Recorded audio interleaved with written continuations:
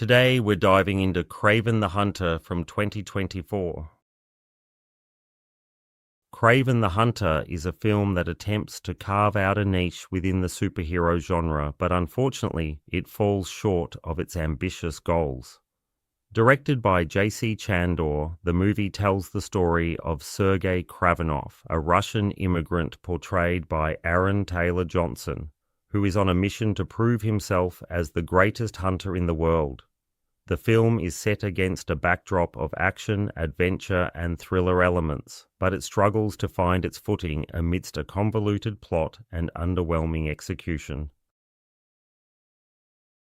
The narrative kicks off with a flashback to Sergei's childhood, where he and his brother Dmitri, played by Fred Hechinger, are under the oppressive thumb of their father Nikolai, played by Russell Crowe. Crowe's performance as the domineering patriarch is one of the few highlights, bringing a commanding presence to the screen. However, much of his role is confined to flashbacks, leaving a void in the present-day storyline.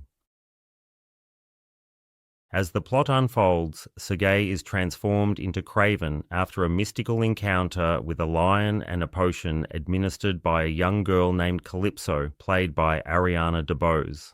This transformation grants him enhanced abilities, but the film fails to explore these powers in any meaningful way.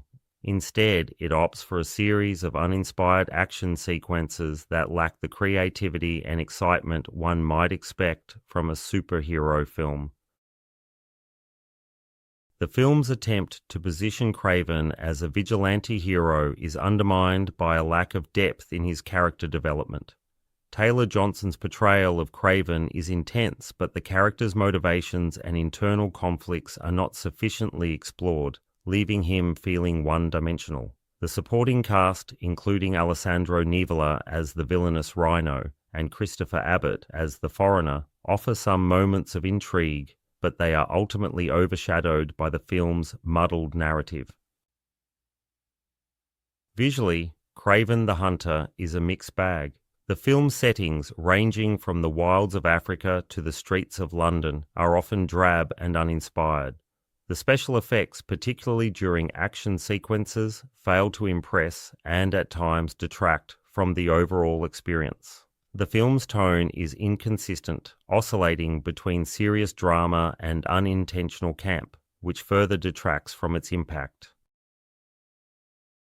In the broader context of the Marvel Cinematic Universe, Kraven the Hunter feels like a missed opportunity.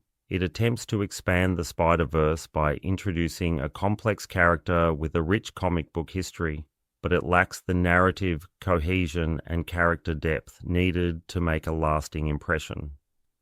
While it may appeal to die-hard fans of the genre, it ultimately falls short of the standards set by its predecessors. In summary, Kraven the Hunter is a film that struggles to find its identity amidst a sea of superhero offerings.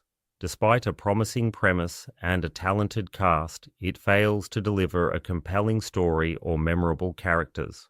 For those seeking a fresh take on the superhero genre, this film may leave you wanting more. And that concludes my review of Kraven the Hunter, and I'm giving it 2 stars out of a possible 5 stars.